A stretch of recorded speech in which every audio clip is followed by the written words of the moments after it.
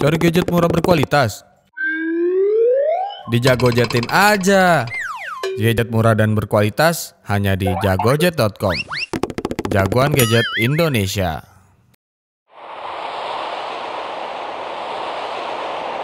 Ammar TV.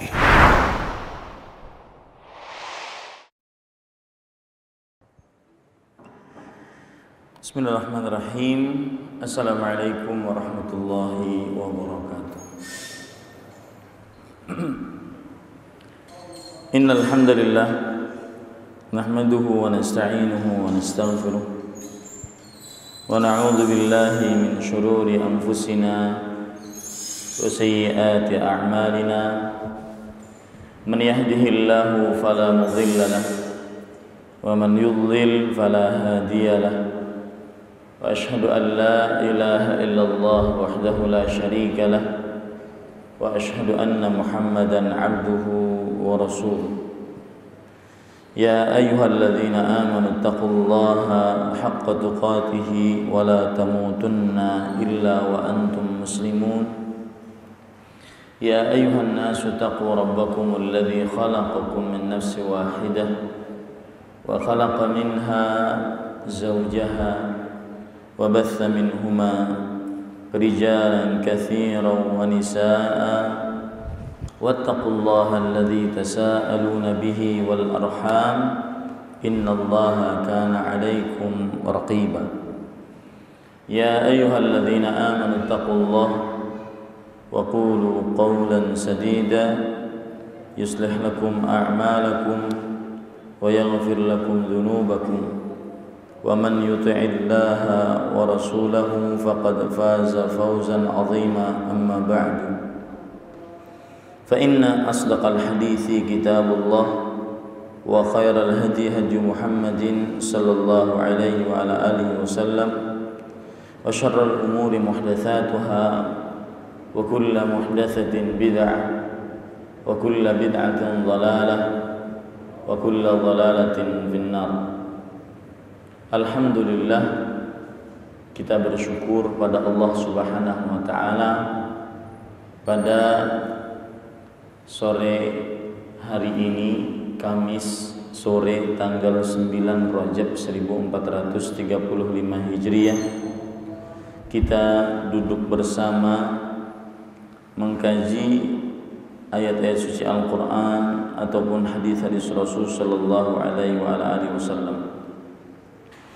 Salawat dan salam semoga selalu Allah berikan kepada Nabi kita Muhammad sallallahu alaihi wasallam, pada keluarga beliau, para sahabat, serta orang-orang yang mengikuti beliau sampai hari kiamat kelak. Saya berdoa dengan nama-nama Allah yang husna dan sifat-sifat yang mulia. Allahumma inna nas'aluka ilman nafi'an wa rizqan tayyiban wa amalan mutaqabbala. Allah, sesungguhnya kami memohon kepada Engkau ilmu yang bermanfaat, rezeki yang baik, dan amal yang diterima. Allahumma amin. Bapak Ibu, saudara-saudari yang dimuliakan oleh Allah Subhanahu wa taala, pada kajian kali ini kita mengangkat tema meneladani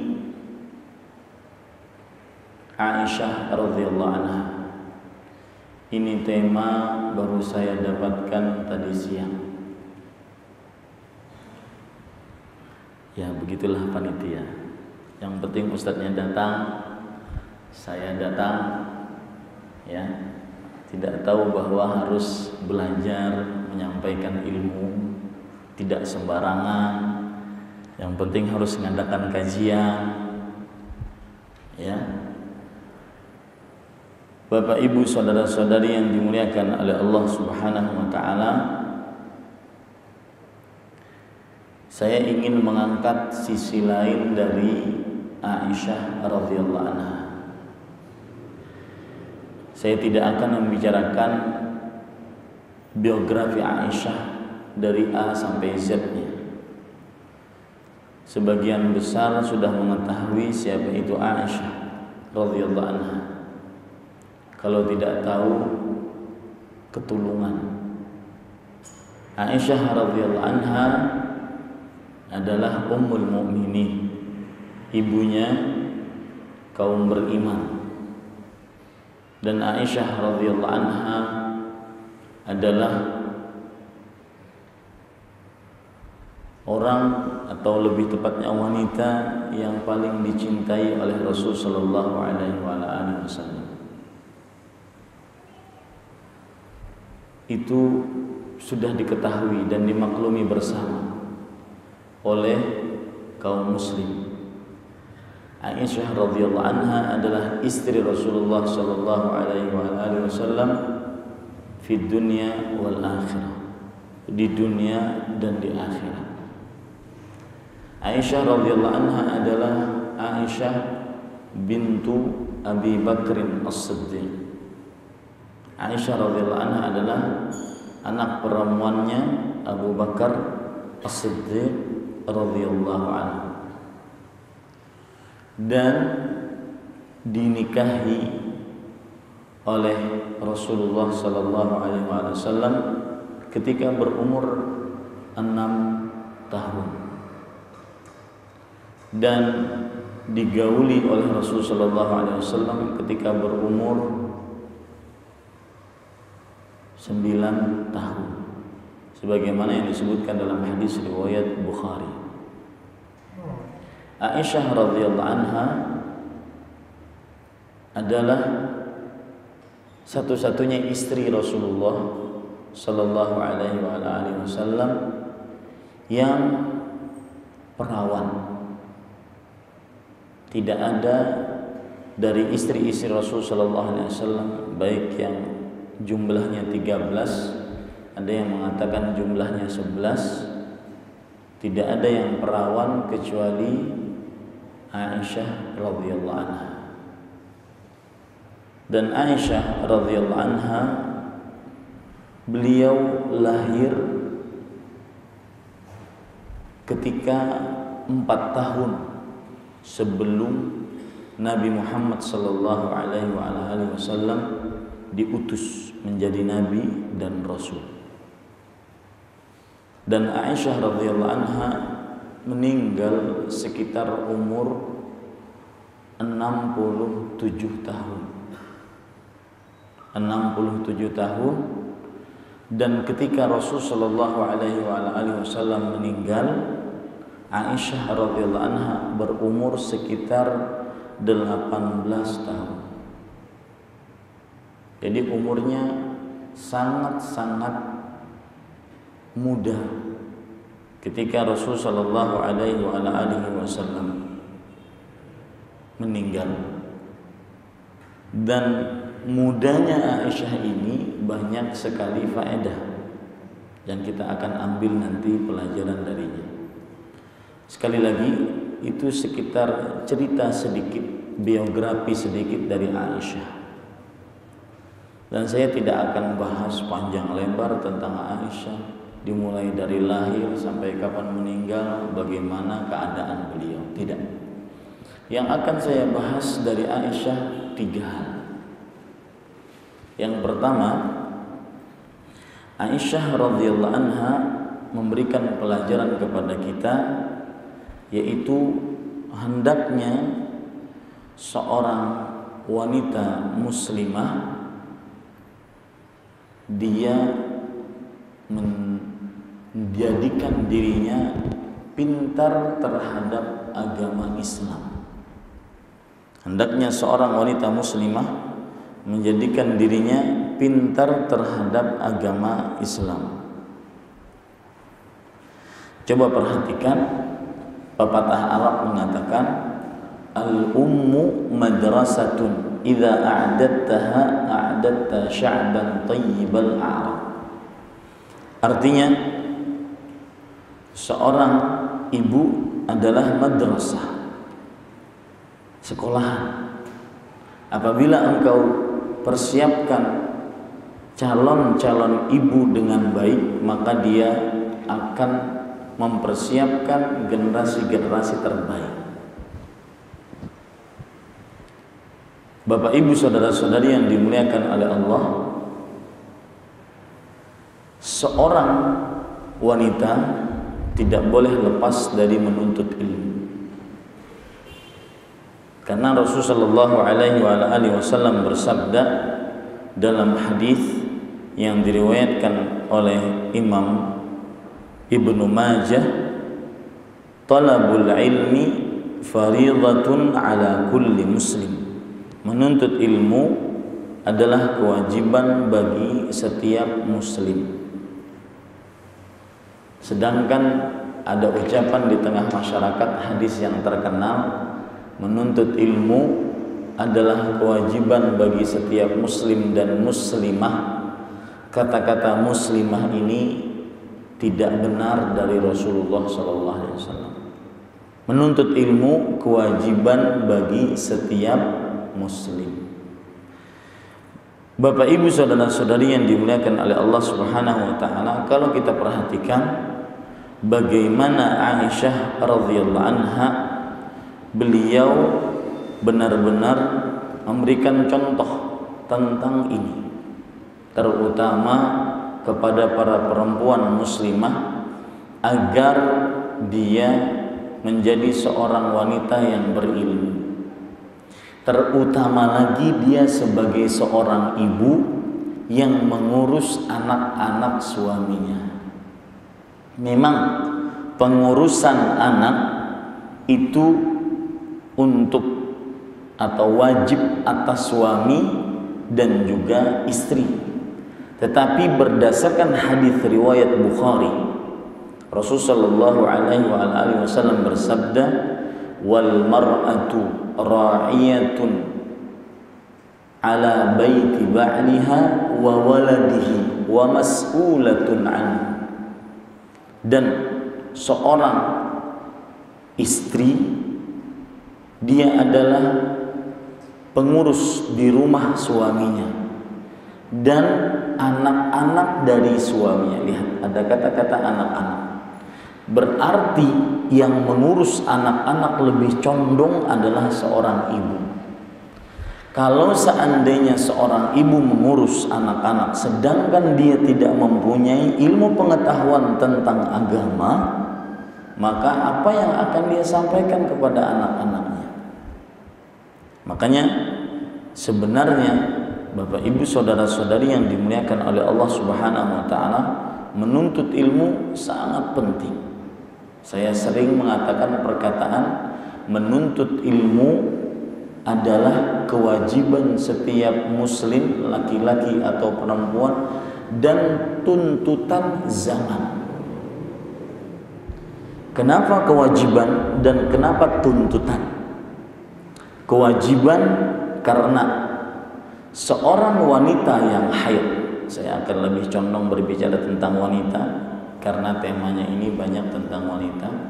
Seorang wanita yang haid atau nifas atau istihadah, dia akan sulit membedakan mana yang haid, mana yang nifas, mana yang istihadah jika dia tidak belajar ilmu agama. Padahal itu adalah syarat sahnya sholat, yang mana sholat adalah amalan yang paling penting setelah dua kalimat syahadat. Rasulullah SAW bersabda dalam hadis riwayat Bukhari, la salata bighairi tuhur. Tidak sah salat seseorang tanpa bersuci. Bagaimana dia mau mengajarkan bersuci lawang dia tidak paham tentang bersuci? Itu kewajiban. Makanya menuntut ilmu adalah kewajiban bagi setiap muslim, laki-laki ataupun perempuan. Karena tema kita lebih condong kepada perempuan, saya ambil contoh-contoh dari perempuan. Seorang wanita muslimah harus mengenal betul apa hikmah dari mereka mempunyai darah haid. Apa hikmah dari bagaimana terjadinya darah nifas. Kemudian hal-hal yang berkaitan dengan perkara bersuci tersebut. Maka ibu-ibu, bapak ibu, saudara-saudari yang dimuliakan oleh Allah Subhanahu wa taala, bahwa dari sini kita ambil pelajaran kewajiban seorang muslim. Bukankah Allah berfirman dalam surat Az-Zariyat ayat 56, "Wa ma khalaqatul jinna wal insa illa liya'budun." Tidaklah kuciptakan jin dan manusia kecuali untuk beribadah kepadaku. Seseorang tidak akan bisa menegakkan ibadah tanpa ilmu. Maka yang kita bisa ambil pelajaran dari seorang Aisyah radhiyallahu anha adalah ilmunya. Coba perhatikan Bapak Ibu saudara-saudari yang dimuliakan oleh Allah Subhanahu wa taala. Al-Hafidz Adz-Dzahabi, seorang ulama Islam abad ke-8 atau ke-9 Hijriah yang bermadzhab Syafi'i, yang mempunyai kitab judulnya Siyar A'lamin Nubala, cerita-cerita orang-orang terkenal.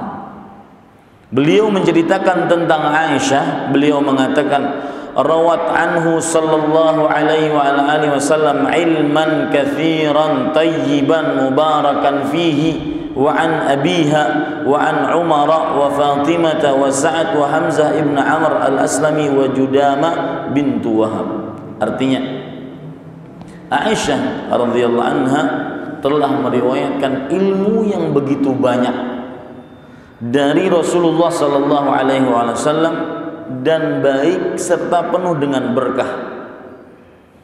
Salah satu yang harus kita pelajari dari seorang Aisyah, beliau ketika dalam hidupnya Rasul sallallahu alaihi wasallam tidak pernah lepas dari belajar kepada Rasulullah sallallahu alaihi wasallam. Contoh, pertanyaan-pertanyaan Aisyah yang begitu banyak kepada Rasulullah menunjukkan beliau belajar ilmu agama.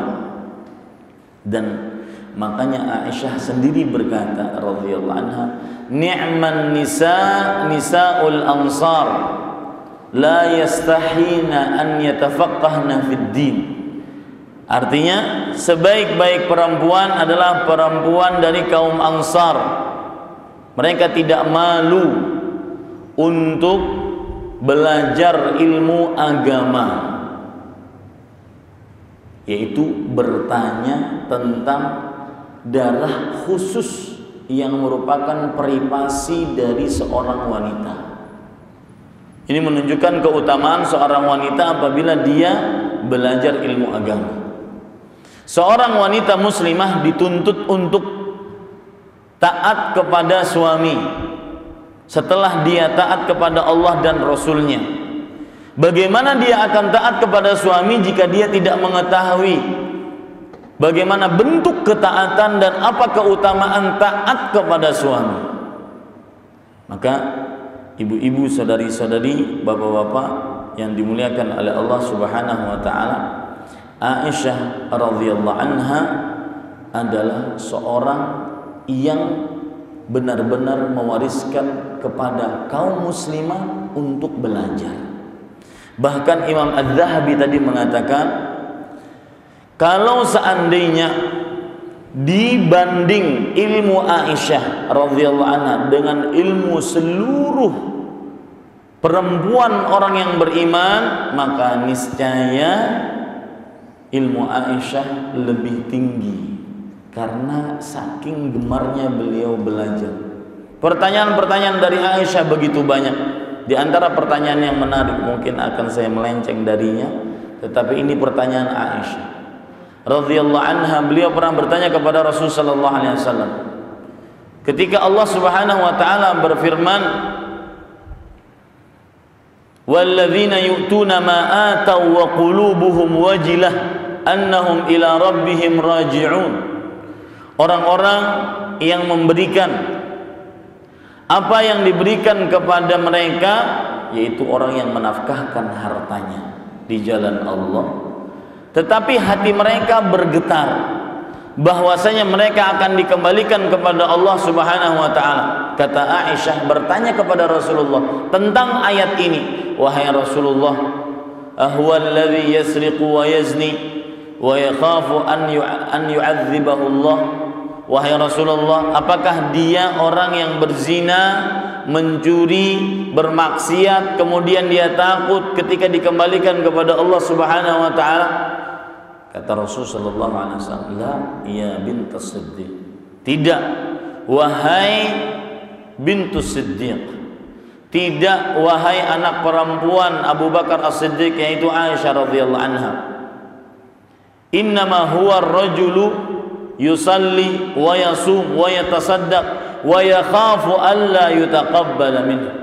Sesungguhnya dia adalah seseorang yang salat, berpuasa, menunaikan zakat atau bersedekah, tapi takut untuk tidak diterima amal ibadahnya. Sedikit melenceng dari tema kita, saya perhatikan atau saya ingin memberikan perhatian kepada Bapak Ibu sekalian, ketika kita beramal berdasarkan hadis ini, yang dituntut bukan sekedar beramal, tetapi yang dituntut bagaimana amal kita diterima oleh Allah Subhanahu wa taala. Bagaimana amal kita benar-benar dikabulkan oleh Allah Subhanahu wa taala. Bukankah Allah berfirman dalam surah Al-Maidah ayat 31, "Innama yataqabbalullahu minal muttaqin." Sesungguhnya Allah Subhanahu wa taala hanya menerima dari orang-orang yang bertakwa. Kata innama kalau diterjemahkan dalam bahasa Arab menunjukkan kepada pembatasan, artinya hanya. Orang sholat banyak, orang baca Al-Quran banyak, orang bersedekah banyak, orang yang menuntut ilmu banyak, tapi hanya orang-orang yang bertakwa yang diterima oleh Allah Subhanahu wa taala amal ibadahnya. Makanya pesan dari ulama terdahulu seperti menantu Rasulullah Ali bin Abi Thalib radhiyallahu anhu sallallahu alaihi wa alihi wasallam, beliau mengatakan, "Kunu liqabulil amal ashadda minkum ihtimaman bil amal. Alam tasma'u Allah azza wa jalla yaqul, innama yataqabbalullahu minal muttaqin." Artinya, jadilah kalian orang-orang yang memperhatikan diterima amal ibadah, lebih perhatian dibandingkan beramal ibadah itu sendiri. Lebih perhatian dibandingkan diterimanya amal ibadah dibandingkan mengamalkan amal ibadah itu sendiri. Karena Allah Subhanahu wa taala berfirman, sesungguhnya Allah hanya menerima dari orang-orang yang bertakwa. Jadi ketika kita sholat, bukan sekedar sholat. Saya kalau lagi sholat berjamaah, saya sering mikir, ini yang dapat pahala sholat yang paling besar di antara saf dari kanan ke kiri siapa? Saf pertama, saf kedua, saf ketiga. Bukan sekedar sholat selesai, hayya ala sholat, hayya ala falah, ambil wudhu, kemudian sholat, assalamualaikum warahmatullahi, assalamualaikum warahmatullahi, selesai. Konsep beramal, beribadah bagi seorang muslim, bagaimana amalnya, sholat, puasa, zakat, haji, umroh, baca Quran, berdoa, dan ibadah-ibadah lainnya diterima oleh Allah Subhanahu wa taala. Perhatikan perkataan seorang ulama besar juga yang bernama Fudhalah ibnu Ubaid rahimahullah. Beliau mengatakan, la an akuna a'lamu anna Allah taqabbala minni mithqala khardalin min khair ahabbu ilayya min ad-dunya wa ma fiha. Sungguh aku mengetahui amal ibadahku diterima oleh Allah walau seberat biji sawi, lebih aku cintai dibandingkan dunia dan seisinya.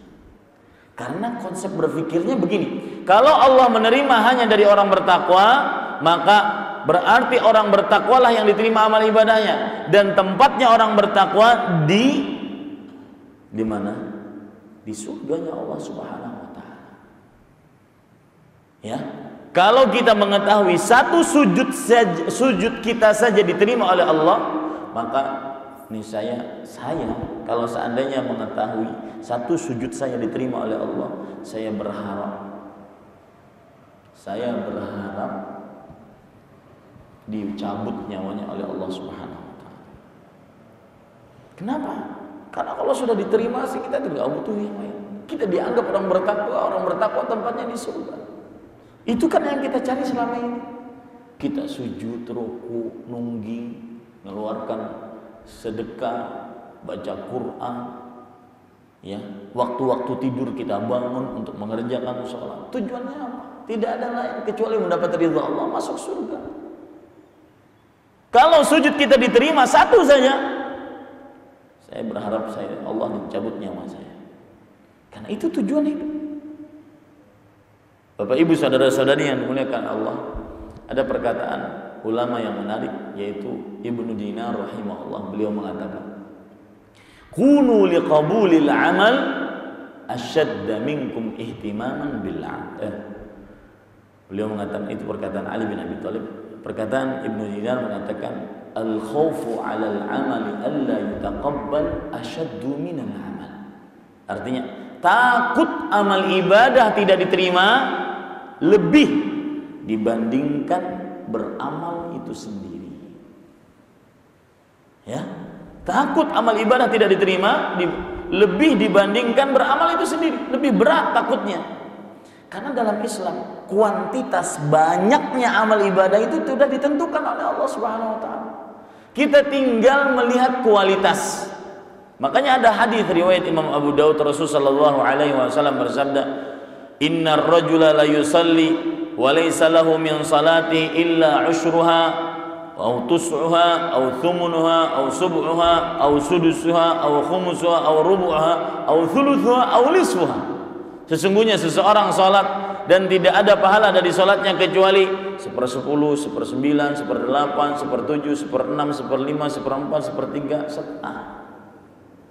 Maka jadilah hamba yang bukan hanya sekedar beribadah, tapi bagaimana ibadah dan ibadah itu diterima oleh Allah Subhanahu wa taala. Dari mulai kita ngangkat takbir, dari mulai kita meletakkan tangan, benarkah ini sesuai dengan contoh Rasul? Ketika kita mulai sholat, benarkah ini untuk Allah, bukan sekedar Allah? Ruku, sujud, duduk di antara dua sujud, tahiyat, assalamualaikum warahmatullahi wabarakatuh, assalamualaikum warahmatullahi wabarakatuh, selesai. Sholat yang takut amal ibadah sholatnya tidak diterima, inilah yang akhirnya menjadikan membekas di dalam hati.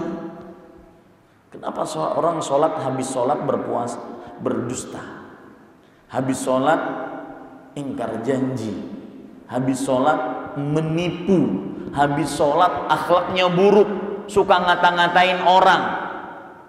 Apalagi di zaman sekarang ini, sedikit-sedikit ya langsung tidak bisa memberikan alasan yang benar kepada orang lain.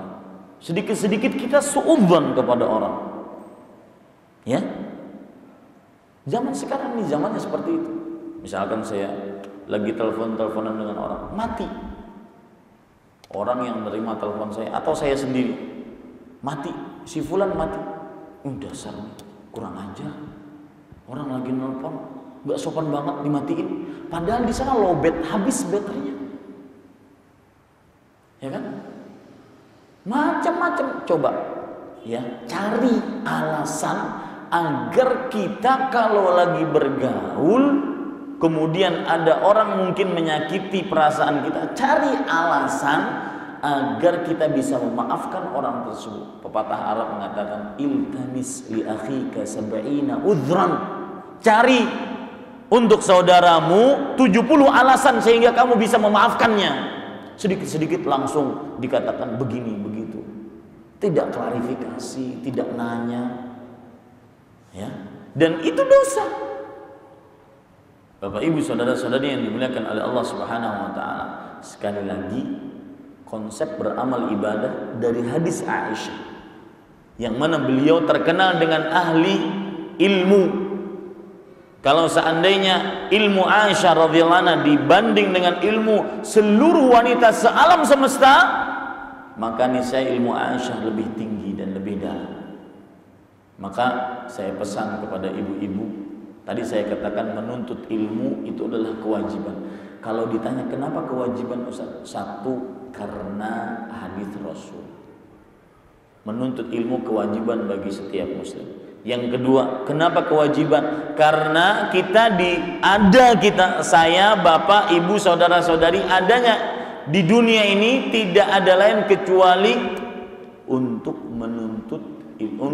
menegakkan ibadah. Ibadah tidak akan bisa kita kerjakan kecuali dengan ilmu. Mustahil. Ya. Maka kewajiban dia. Bagaimana orang sholat kalau tanpa ilmu?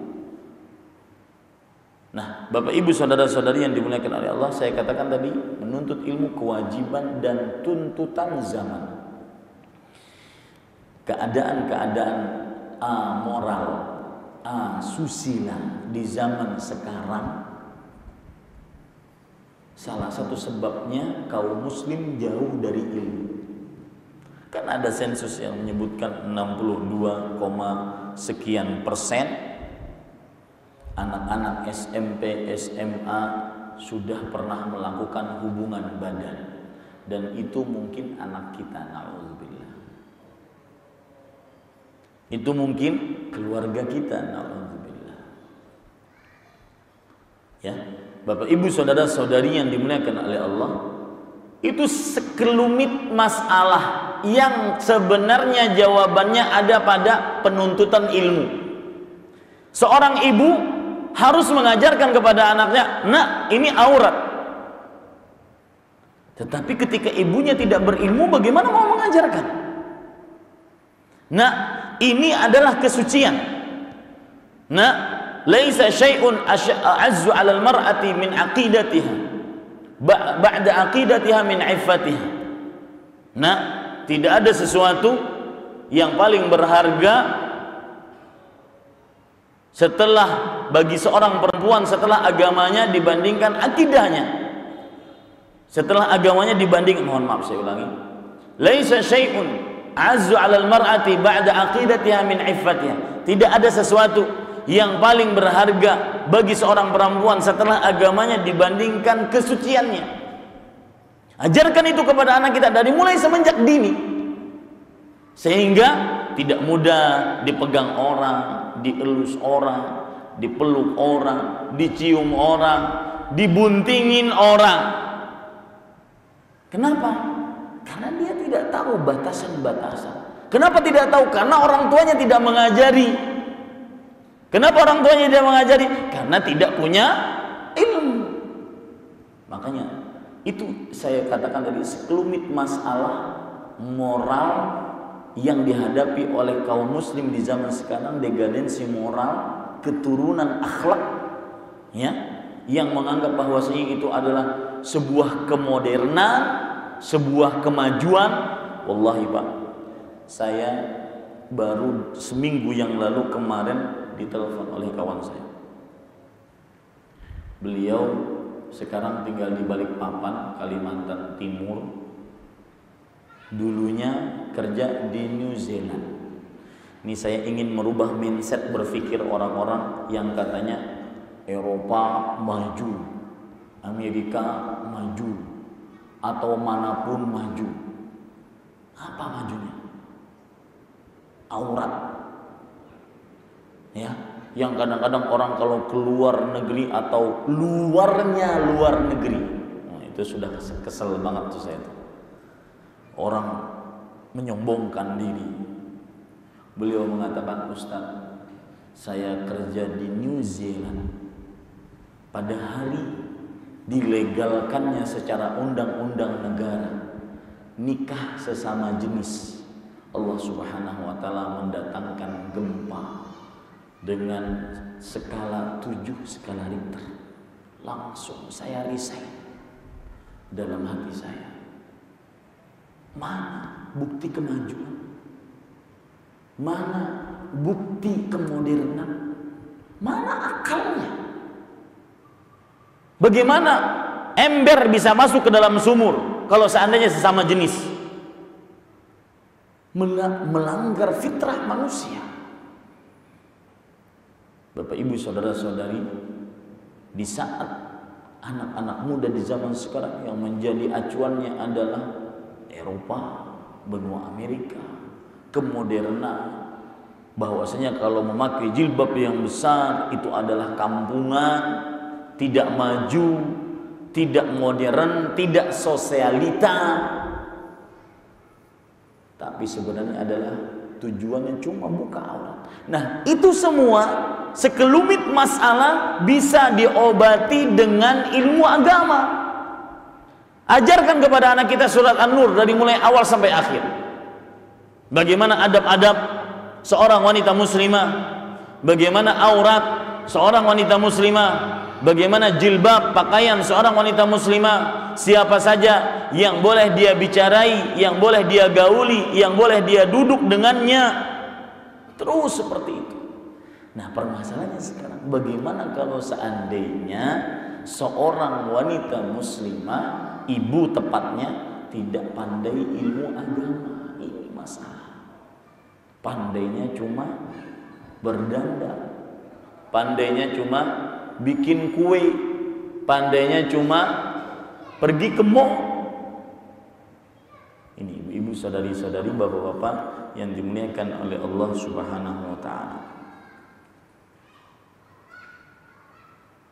Coba perhatikan sekarang, saya akan menyebutkan beberapa perkataan para ulama tentang ilmunya Aisyah, sehingga wanita muslimah tergugah untuk menuntut ilmu.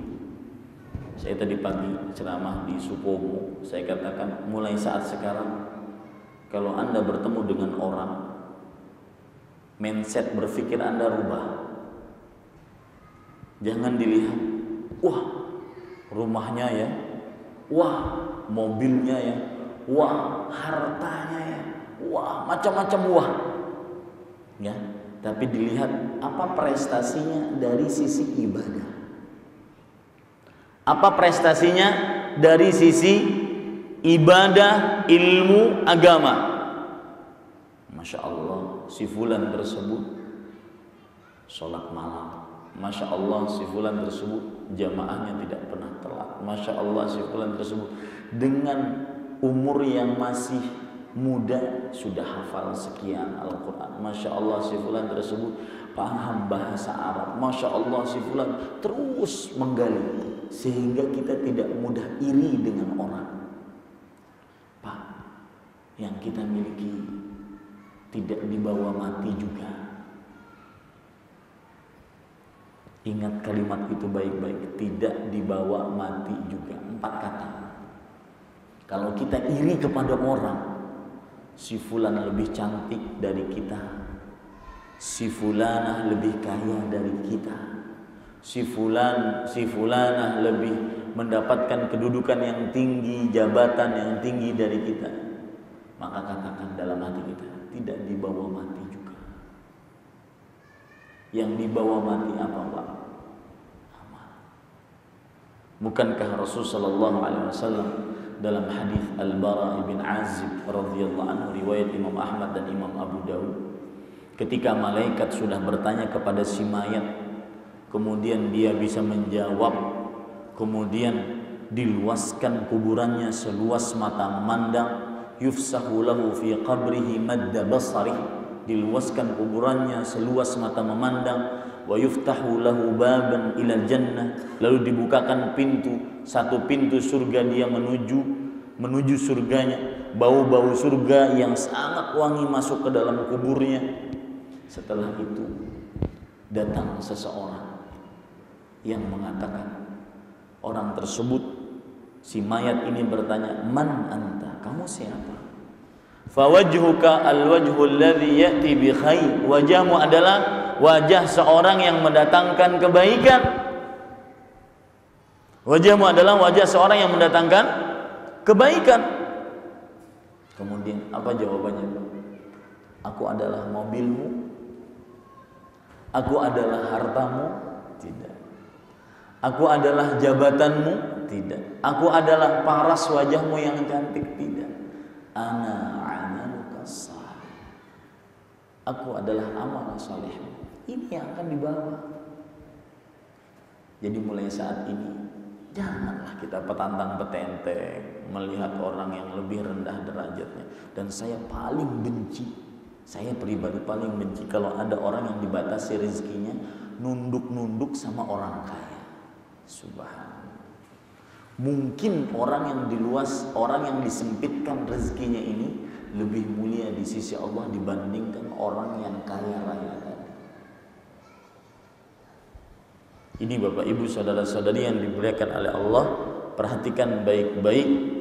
Sekarang saya akan sebutkan, mudah-mudahan ini menggugah ibu-ibu saudari-saudari muslimah untuk terus menggali ilmu agama, terutama ilmu yang tidak boleh kita bodoh di dalamnya.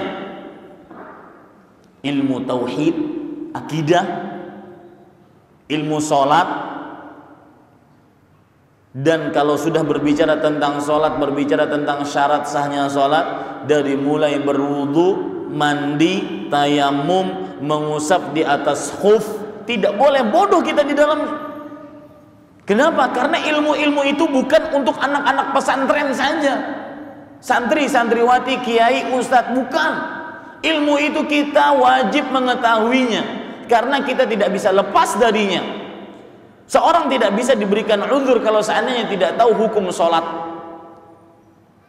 Ya, misalkan, kenapa kamu nggak sholat? Oh, saya nggak tahu kalau dalam Islam itu sholat wajib. Kan nggak boleh seperti itu. Tidak ada uzur begitu. Bisa kita kasih uzur, bisa kita kasih alasan. Oh, saya nggak tahu kalau sholatnya, seandainya sholat itu wajib. Boleh kita kasih begitu? Boleh Pak? Nggak boleh kan? Bagaimanapun orang muslim harus tahu wajibnya sholat dan tata cara sholat. Ya, tidak boleh dia bodoh dalam perihal-perihal yang dia tidak boleh bodoh di dalamnya. Coba perhatikan sekarang perkataan Abu Musa al-Ash'ari radhiyallahu anhu, diriwayatkan oleh Imam Tirmidzi. Ma ashkala alaina ashab Rasulillah sallallahu alaihi wasallam hadithun qattu fasa'alna Aisyah illa wajadna 'indaha minhu ilman. Subhanallah. Ini yang pantas dibanggakan oleh seorang perempuan. Meskipun kita tidak boleh ujub ria, tetapi kita bersyukur dengan mempunyai itu. Ini yang lebih baik untuk kita miliki dibandingkan hanya sekedar memproses kecantikan, ya, permasalahan alis, bulu mata gelombang samudra, Pasifik, medicure, pedicure, hair extension. Yang paling paham dia itu. Coba lihat Aisyah, kata Abu Musa al-Ash'ari, tidak pernah para sahabat Nabi radhiyallahu anhu mempunyai kesulitan terhadap sebuah hadis kecuali ketika kami bertanya kepada Aisyah, maka kami akan mendapatkan darinya sebuah ilmu. Artinya, satu hadis pun Aisyah radhiyallahu anha paling paham tentang hadis tersebut. Masruq, anak murid dari Abdullah bin Mas'ud, mengatakan, ra'aitu masyikhata ashabi Muhammadin sallallahu alaihi wasallam yas'alunaha 'anil fara'id. Aku melihat pemuka-pemuka sahabat Rasulullah bertanya kepada Aisyah radhiyallahu anha tentang ilmu hukum waris, ilmu waris, membagi harta waris. Ini Bapak Ibu saudara-saudari yang dimuliakan oleh Allah. Atha ibnu Rabah disebutkan dalam kitab Siyar A'lamin Nubala mengatakan, kanat Aisyatu afqahun nas wa ahsanan nas ra'yan fil 'ammah. Artinya Aisyah radhiyallahu anha adalah orang yang paling ahli, orang yang paling paham, dan orang yang paling baik pendapatnya di tengah masyarakat umum. Lihat bagaimana ilmunya Aisyah.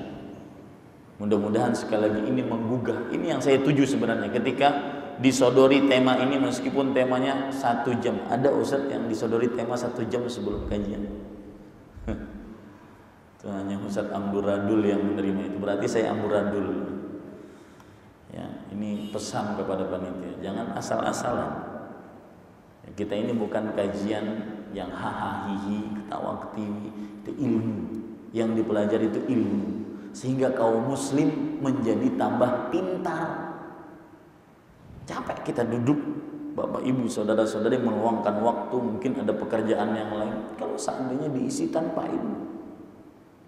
Dan sudah cukup kaum muslim dibodohi oleh para pendakwah-pendakwah gadungan yang tidak punya ilmu, yang tidak mengajak kaum muslim tidak pintar, yang tidak mengajak kaum muslim kepada kepintaran. Sudah capek kita ingin nyari ilmu, lebih paham bagaimana sholat, lebih paham bagaimana puasa, lebih nih Ramadan nanti. Kalau ada pengajian, ustadz minta, ustadz kami ingin berpuasa yang sesuai dengan contoh Rasul. Rugi Pak. Ramadan mungkin ini Ramadan terakhir. Siapa bisa menjamin kan? Mungkin ini Ramadan terakhir. Rugi kalau seandainya kita tidak menggunakan waktu sebaik-baiknya, dan itu yang disebutkan oleh Rasulullah SAW. Raghima anfu rajulin man adraka Ramadan falam yughfar lahu. Sungguh rugi orang yang mendapati bulan Ramadan tapi tidak diampuni dosa-dosanya. Coba perhatikan lagi ya Bapak Ibu, saudara-saudari yang dimuliakan oleh Allah Subhanahu wa taala. Imam Az-Zuhri, Muslim bin Ubaidillah Az-Zuhri rahimahullahu taala, beliau mengatakan, "Lau jumi'a ilmun nasi kulluhum wa ummahatil mu'minin lakanat Aisyatu awsa'ahum ilman." Kalau seandainya dikumpulkan seluruh ilmu yang dimiliki oleh manusia dan seluruh ilmu istri-istri Rasulullah sallallahu alaihi wasallam, niscaya ilmu Aisyah lebih luas dibandingkan ilmu mereka. Maka Bapak Ibu, ini pelajaran pertama dari Aisyah, menyemangati kita untuk menuntut ilmu. Dan ingat, di zaman Rasulullah sallallahu alaihi wasallam, para sahabiyat, wanita-wanita sahabat Rasulullah sallallahu alaihi wasallam radhiyallahu anhunna ajma'in, mereka itu punya waktu khusus tersendiri untuk menuntut ilmu.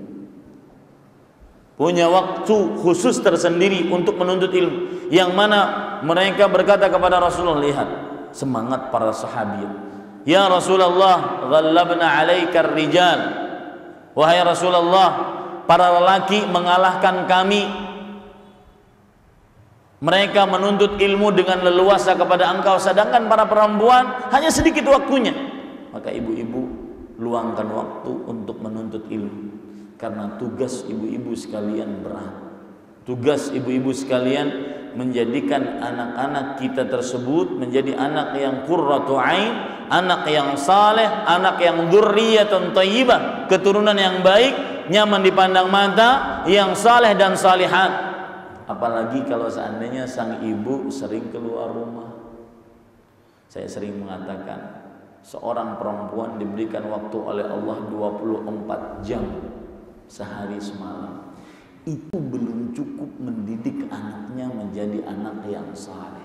Bagaimana kalau dikurangi dengan keluar rumah? Apalagi keluar rumahnya yang tidak manfaat, cuma kumpul-kumpul, kongkow-kongkow, habis itu pulang. Nanti sampai rumah karena capek marah sama suami sama anak. Bapak Ibu, saudara-saudari, ini pelajaran yang pertama. Pelajaran yang kedua yang kita bisa ambil dari seorang Aisyah radhiyallahu anha adalah Aisyah radhiyallahu anha mengajarkan kepada kita tentang wanita yang ahli ibadah. Tadi pagi saya bercerita tentang Maryam. Tadi pagi judulnya Sebaik-baik Wanita. Salah satu wanita yang pertama yang saya bahas, Maryam. Maryam bintu Imran. Maryam anak perempuannya Imran. Kenapa Maryam disebutkan dalam surat Ali Imran? Kalau tidak salah ayat yang ke-42, Allah Subhanahu wa taala berfirman, "Wa idz qalatil malaikah ya Maryam innallaha astafaki wa tahharaki wastafaki ala nisa'il alamin." Wahai Maryam, ya, dan ingatlah ketika para malaikat berkata, wahai Maryam, sesungguhnya Allah memilihmu dan mensucikanmu dan memilihmu dibandingkan seluruh wanita alam semesta. Jadi kalau dimulai dari Hawa yang benar itu pakai ha, bukan Hawa. Ya, kaum Hawa, enggak, kaum Hawa pakai ha, waw, alif dan hamzah. Hawa alaihissalam, dari mulai wanita pertama sampai wanita terakhir yang diciptakan oleh Allah, itu semua dijejer dari ujung kanan ke ujung kiri. Maka yang menjadi wanita pilihan Allah adalah Maryam alaihissalam. Kenapa? Salah satu sebabnya Maryam alaihissalam ahli ibadah.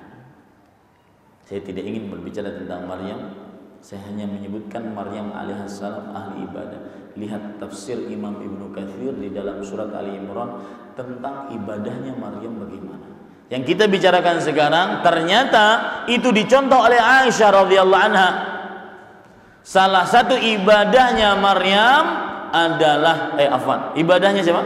Aisyah radhiyallahu anha adalah beliau terkenal dengan ahli sedekah. Bu, saudari-saudari muslimah yang sangat suka terhadap harta, yang sangat suka terhadap emas. Saya pernah di Banjarmasin, di kota saya, melihat seorang perempuan saking cintanya kepada emas, itu makai gelang emas dari mulai pergelangan sampai lengan, dijejer sama dia. Dan dia kebetulan dia adalah orang yang menjual soto Banjar. Jadi kalau lagi motong lontongnya itu susah kan, dia begini motong. Subhanallah, dalam hati saya, ini perempuan benar-benar cinta kepada emas. Lihat, ibu-ibu, saudari-saudari yang dimuliakan oleh Allah, yang kita miliki di dunia bukan milik kita. Yang kita miliki adalah yang kita jalankan di jalan Allah. Itu yang kita miliki. Sekarang orang mungkin punya tabungan sekian, bahkan angka nominal yang di tabungan dia paling hafal, 50 juta, 125, 177 rupiah paling hafal dia. Tapi giliran disuruh menghafal Al-Quran, surat yang paling dia hafal Qul, 3 Qul, dengan surat favorit Inna A'tayna, paling dia hafal. Padahal ini nih, kalau kapan dicabut nyawanya bukan milik kita, atas nama siapa? Ahli waris. Rumah yang kita sayang-sayang, kalau tahun baru ataupun kalau mau lebaran dicat, berapa kali ganti cat, itu sudah rumah. Kalau kita mati, milik siapa? Ahli waris. Mobil yang kita mandikan setiap hari, kalau kotor kita bersihkan, kita sayang-sayang. Kalau seandainya nyenggol sedikit saja ribut. Ya, kalau mati tidak dibawa mati juga. Yang dibawa mati apa? Tuh yang dijalankan di jalan Allah. Rasulullah SAW bersabda dalam hadis riwayat Bukhari, ayyukum mal warithi ahabbu ilaihi min mali. Siapa di antara kalian yang harta ahli warisnya lebih ia cintai dibandingkan hartanya sendiri? Sahabat radhiyallahu anhum langsung menjawab, ma minna ahadun illa malu ahabbu ilaih. Tidak ada seorang pun dari kita wahai Rasulullah kecuali hartanya lebih ia cintai dibandingkan harta ahli waris. Ngapain mencintai harta ahli waris? Kemudian Rasul sallallahu alaihi wasallam menjawab, wallahi ma minkum ahadun illa mal warithi ahabbu ilaihi min mali. Demi Allah, tidak ada seorang pun dari kalian, saya, bapak, ibu, saudara-saudari, semua dari kita, jangan munafik deh, semua dari kita, kecuali mencintai harta ahli warisnya dibandingkan hartanya sendiri. Ingin tahu bukti perbandingannya, coba bandingkan sekarang. Dan kita tahu sendiri hakikat diri kita. Coba bandingkan sekarang. Kata Rasulullah SAW, "Malaka min malik illa ma qaddamta." Tidak ada harta yang kamu miliki kecuali yang kamu jalankan di jalan Allah. Entah memberi sedekah, mengeluarkan zakat, digunakan untuk ibadah atau apapun. Wa ma akharta faliwarathatika. Adapun yang kamu simpan, yang kamu tinggalkan, maka itu adalah untuk ahli warismu. Sekarang bikin persentase, Pak, atau perbandingan tepatnya. Rumah. Apakah saya punya rumah di dunia? Iya. Apakah saya punya rumah di akhirat? Belum tentu. Karena nggak pernah membangun masjid atau bersedekah kepada masjid. Mobil. Apakah saya punya rumah di dunia? Iya. Apakah saya punya mobil, alat transportasi di akhirat? Belum tentu. Karena mobil-mobil yang saya punya ini tidak pernah dijalankan untuk di jalan Allah. Harta. Berapa harta yang kita miliki sekarang nominalnya? Plus akumulasikan semuanya. Berapa harta kita? Dari mulai kita balik sampai detik ini, berapa harta yang kita jalankan di jalan Allah? Maka Bapak Ibu saudara-saudari, lihat Aisyah. Ma ra'aitu imra'ataini qattu ajwada min Aisyah wa Asma wajuduhuma mukhtalifun. Kata Abdullah bin Zubair rahimahullah, disebutkan di dalam kitab Ahkamun Nisa, aku tidak pernah melihat dua wanita sama sekali yang lebih dermawan, ringan tangan dibandingkan Aisyah dan Asma. Dan kedua-duanya kedermawanannya berbeda. Amma Aisyah fakanat tajma'u syai' hatta idza ijtama'a 'indaha qasamat. Aisyah cara dermawannya, beliau kumpulkan sampai terkumpul, beliau bagi. Ini harta yang dimiliki aslinya. Adapun yang disimpan sekarang di tabungan, di rumah.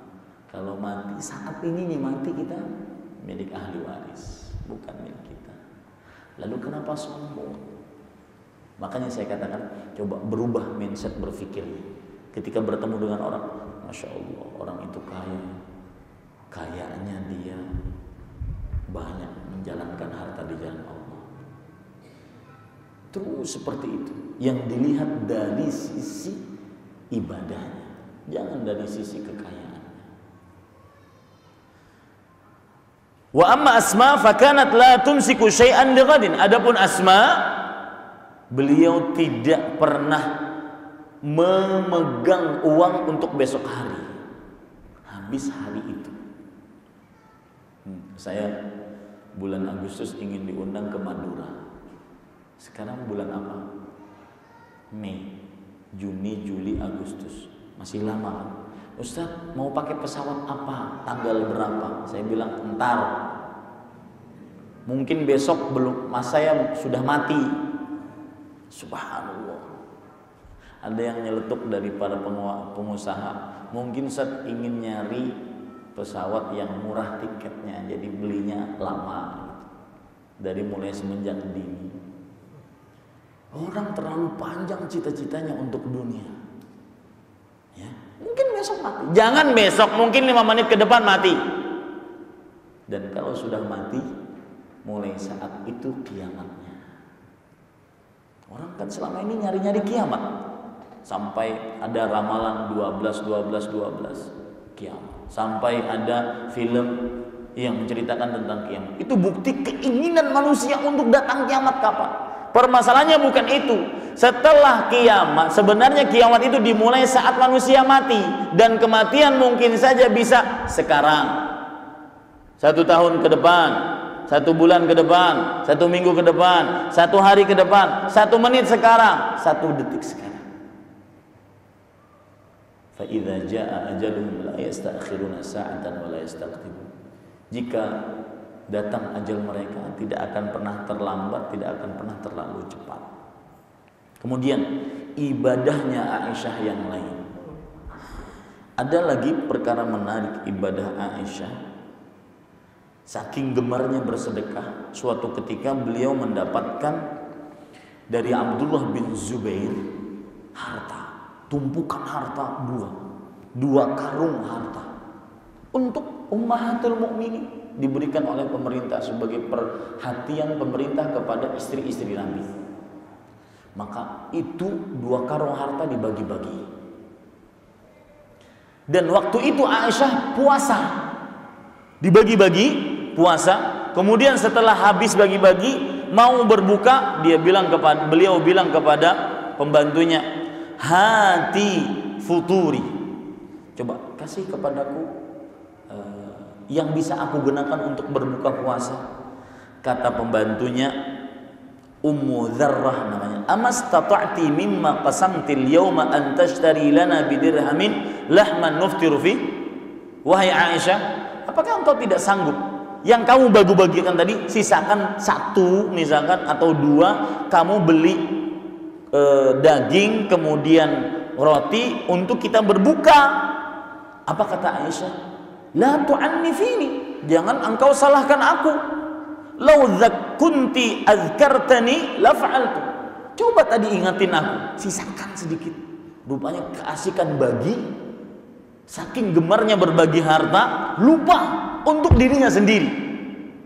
Dan ini mengamalkan hadis Rasul sallallahu alaihi wasallam ketika melewati, dan waktu itu kalau tidak salah salat Idul Adha, beliau melewati para perempuan berkumpul, beliau mengatakan, ya ma'syaran nisa, wahai para perempuan, tasaddaqna wa akthirna al-istighfar, bersedekahlah kalian dan perbanyaklah untuk beristighfar. Perbanyaklah untuk apa? Beristighfar. Fa inni ra'aitukunna aktsar ahlin nar, sesungguhnya aku melihat kalian wahai para wanita penghuni terbanyak neraka. Itu diamalkan oleh Aisyah agar tidak menjadi penghuni terbanyak neraka, banyak bersedekah, banyak istighfar. Makanya ummahatul mukminin, Ummu Salamah, Zainab, Aisyah radhiyallahu anha sangat terkenal dengan sedekahnya. Ibu-ibu, mulai sekarang ketika Anda berhadapan dengan ibu yang lain, saudari yang lain, jangan deh lihat, Bu, tasnya bagus, merek apa, dibeli di mana? Bu, jilbabnya bagus, bajunya bagus, merek apa, beli di mana?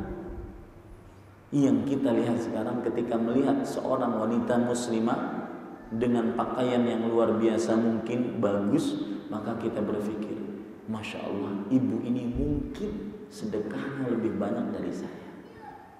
Pada saat itu hilang rasa iri, dengki terhadap seorang yang diluaskan rezekinya oleh Allah Subhanahu wa taala. Ini Bapak Ibu saudara-saudari yang terakhir, karena waktu saya masih punya kajian di Sunter. Bapak Ibu saudara-saudari yang dimuliakan oleh Allah Subhanahu wa taala, yang terakhir yaitu Aisyah radhiyallahu anha mengajarkan kepada kita sifat malu, sifat menjaga kesucian. Saya akan sebutkan nanti beberapa hal. Sebelumnya saya ingin mengungkap sifat malu. Kalau ada anak perempuan kita, ibu-ibu perhatikan ini, dan juga bapak-bapak, anak perempuan kita punya sifat malu, maka jangan dihardik, jangan dicela. Biarkan dia punya sifat malu, asalkan jangan malu-maluin. Biar dia punya sifat malu. Kamu pemalu banget sih, nggak mau ngomong, ayo mau ngomong, biarin. Karena Rasulullah SAW pernah melihat seseorang mencela saudaranya dan menasehati saudaranya agar jangan pemalu. Kata Rasulullah SAW, biarkan dia, da'hu fa innal haya'a kulluhu khair. Biarkan saudaramu tersebut punya sifat malu. Sesungguhnya sifat malu seluruhnya adalah baik. Biarkan dia punya sifat malu. Sesungguhnya sifat malu seluruhnya adalah baik. Ini ibu-ibu, saudari-saudari, bapak-bapak, saudara-saudari yang dimuliakan oleh Allah Subhanahu wa taala.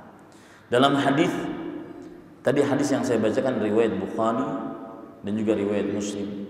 Dalam hadis yang lain Rasul sallallahu alaihi wasallam bersabda, hadis riwayat Tirmizi, al-haya'u minal iman wal imanu fil jannah wal bada'u minal jafa wal jafa'u fin nar. Artinya sifat malu termasuk dari keimanan, dan keimanan tempatnya di dalam surga.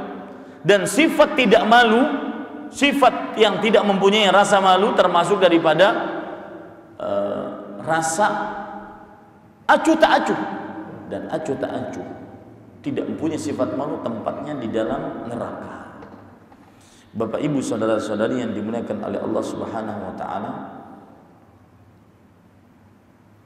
salah satu hal yang perlu kita ketahui dari sifat malu Aisyah radhiyallahu anha disebutkan dalam beberapa hadis sahih.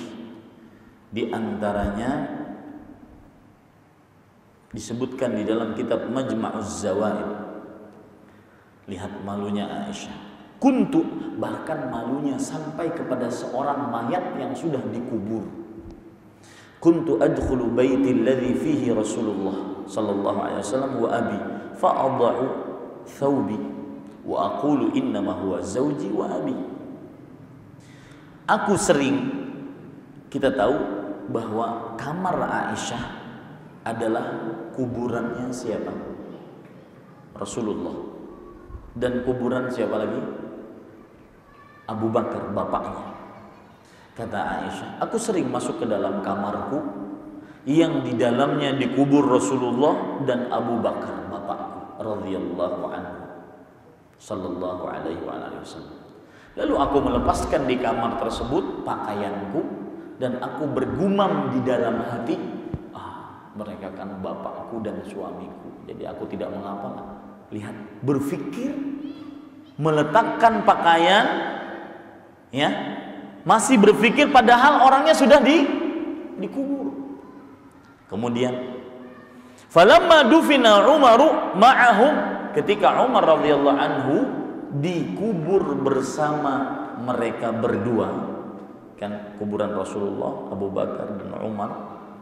Ketika Umar dikubur bersama mereka berdua, fa wallahi, demi Allah, ma dakhaltuhu illa wa ana mashdudatun ala thiyabi hayaan min Umar radhiyallahu anhu. Demi Allah, tidaklah aku masuk ke dalam kamar tersebut kecuali aku memakai pakaian yang lengkap, malu terhadap Umar, malu kepada Umar. Siapa Umar pada waktu itu? Mayat yang sudah dikubur. Bandingkan dengan perempuan yang sekarang memakai pakaian, celana lebih pendek dari celana SD. Memakai pakaian, kata tukang jahitnya, "Neng, ini belum selesai." Kata si Neng, "Gak apa-apa bang, saya mau pakai, udah kebelet." Akhirnya cuma pakai tali jemuran, kadang terbuka sana, terbuka sini. Bandingkan dengan Aisyah radhiyallahu anha, seorang wanita yang sangat pemalu, bahkan pemalu terhadap seorang mayat yang sudah dikubur. Paham Pak cerita yang saya ceritakan tadi? Ini Bapak Ibu Saudara, dan ini yang saya katakan bahwa Aisyah radhiyallahu anha, beliau sangat-sangat menjaga kesuciannya. Kalau kita ingin mencontoh atau mengambil sejarah dari Aisyah bagaimana beliau menjaga kesuciannya, salah satu ceritanya yang disebutkan di dalam beberapa kitab sejarah, di antaranya yaitu, perhatikan baik-baik,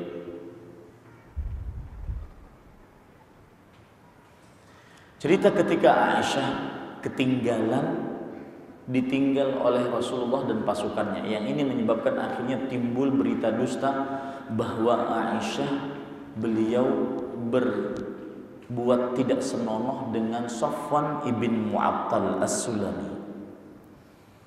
Ketika Aisyah radhiyallahu anha tertidur dan pasukan sudah di depan, Rasulullah juga sudah di depan. Maka Sofwan bin Mu'attal As-Sulami yang tugasnya menyisir orang-orang yang mungkin ketinggalan, waktu itu beliau mendapati seorang tertutup kain hitam tertidur. Lalu beliau mendatangi.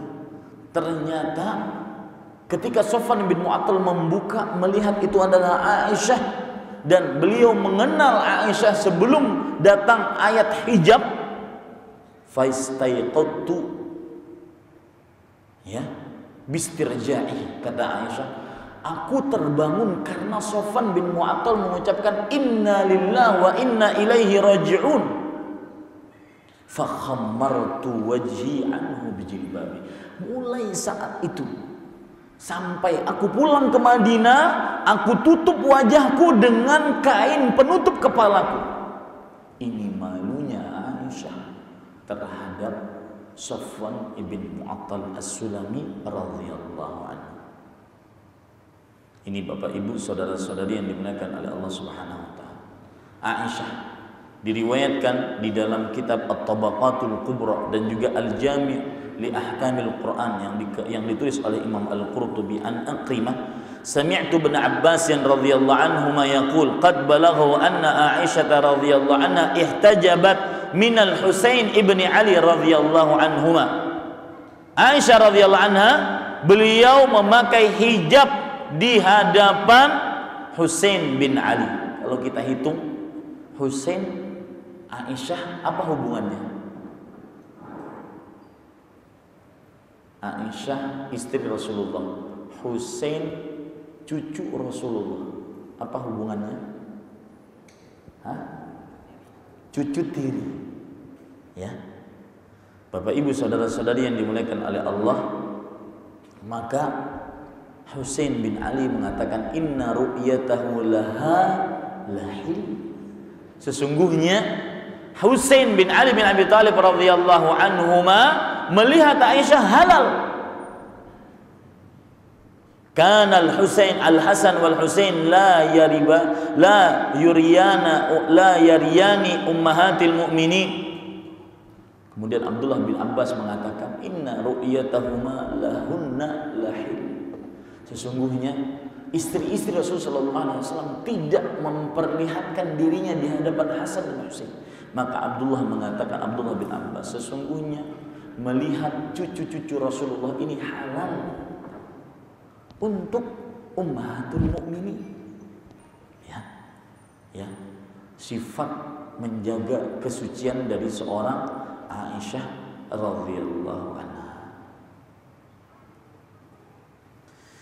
Bapak Ibu saudara-saudari yang dimuliakan oleh Allah Subhanahu wa taala, pernah juga Aisyah radhiyallahu anha dimasuki oleh keponakannya, perempuan. Keponakannya memakai jilbab yang tipis sehingga memperlihatkan dahi dan sedikit rambutnya. Jilbab tersebut ditarik oleh Aisyah, dirobek-robek kainnya. Kemudian beliau berkata kepada keponakannya, "Ama ta'lamin ma anzalallahu fi suratin Nur?" Apakah kamu tidak mengetahui apa yang Allah Subhanahu wa taala turunkan di dalam surat An-Nur? Ya, perhatian kepada Bapak, Ibu, saudara-saudari sekalian, terutama Bapak kepala keluarga. Saya sering memperhatikan atau diperlihatkan kepada saya. Ya, kalau dalam Islam itu ada sholat berjamaah. Ini tidak ada buka aurat berjamaah. Ya kan? Coba lihat di televisi. Grup-grup buka aurat berjamaah.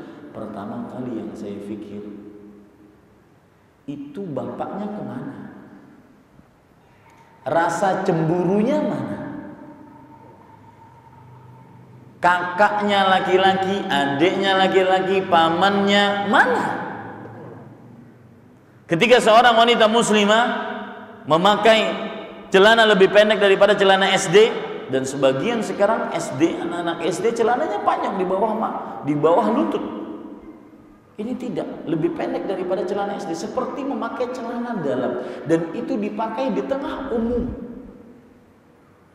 Maka pemandangan seperti itu selalu terbetik dalam hati saya, ini bapaknya mana nih? Rasa cemburunya mana? Ini Bapak Ibu saudara-saudari, mudah-mudahan setelah ini kita lebih menjaga kesucian keluarga kita dan diri kita. Apa yang baik itu dari Allah Subhanahu wa taala. Saya tidak bisa menjawab pertanyaan karena saya harus keluar dari masjid ini. Subhanakallah bihamdika asyhadu an la ilaha illa anta astaghfiruka wa atubu ilaik. Sallallahu nabiyana Muhammad. Wassalamualaikum warahmatullahi wabarakatuh. Hai, sahabat Ammar TV. Sudah lihat kan videonya? Masya Allah bukan? Insya Allah videonya bermanfaat ya. Yuk bantu dakwah kami dengan menyalurkan zakat, infak, dan sodako ke rekening kami. Insya Allah donasi teman-teman akan digunakan untuk biaya peralatan dan operasional dakwah Ammar TV. Terima kasih ya sudah nonton video kami. Jangan lupa like, komen, dan share video-video kami. Jazakumullah khairan.